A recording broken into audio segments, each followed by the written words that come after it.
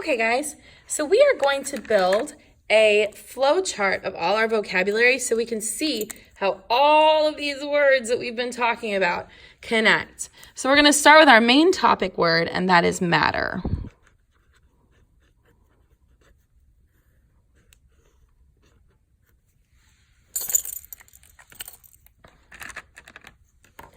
And of course, we all know that there are 3 states of matter. There's actually 4, but there's 3 that we're going to worry about.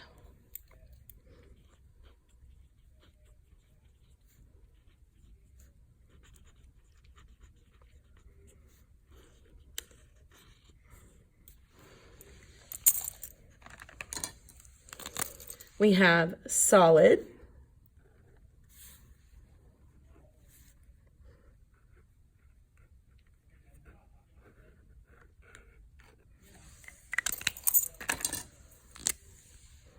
we have liquid,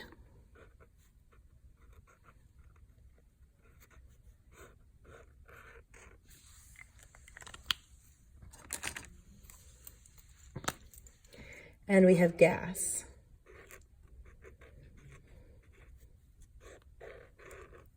Okay?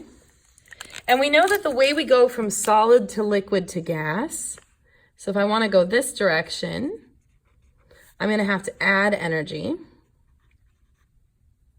Ooh. There we go. Sorry, that says energy. And then if I want to go from gas to liquid to solid, I'm going to have to take away energy. So subtract energy.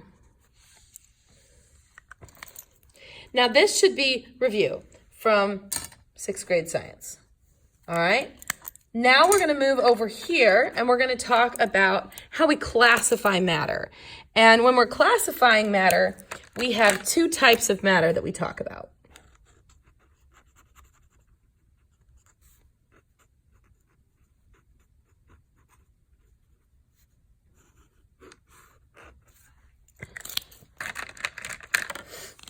Excuse me. We have mixtures,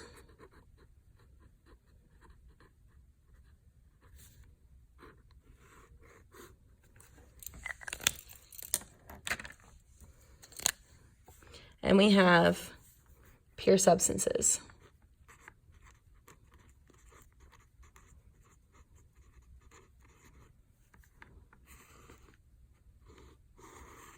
Now, something we haven't talked as much about is how do I get between a pure substance and a mixture?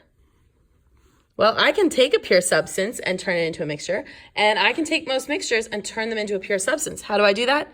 Through physical changes. Physical changes such as evaporation, like you saw in the lab, filtration, like you saw in the lab, distillation. Now, those are things that we tend to use to get a mixture to a pure substance. We can also mix things by stirring, shaking, or just mixing. And that's going to give us the other way, going this way, mixtures. So lots of different ways, and that's not a conclusive list. There's lots of other things we can do. That's just a few kinds of examples. Now for mixtures, we have 2 types of mixtures.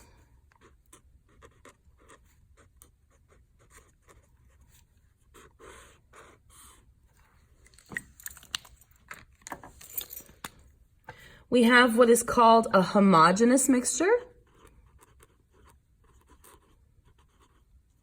Some people pronounce it homogeneous, same word, okay, which means the same all the way through. Salt water is a great example of that. And then we have heterogeneous.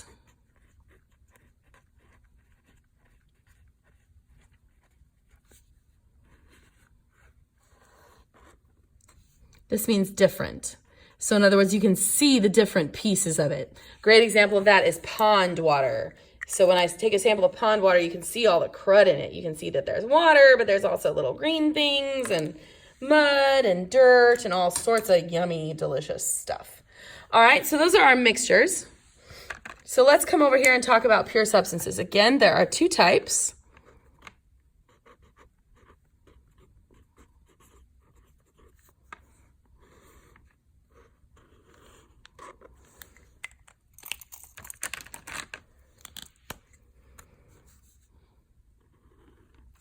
We have compounds.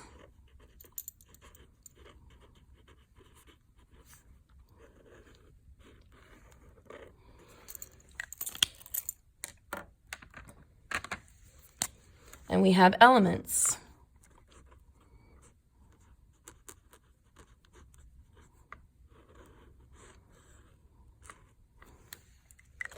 Okay? To go between the two, I can turn an element into a compound. I can turn a compound into an element. But in order to do that, I'm going to have to use chemical changes.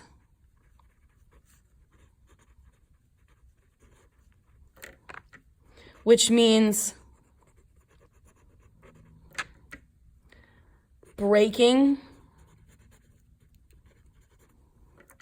or making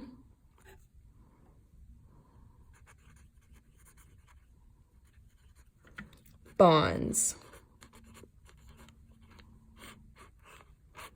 Okay?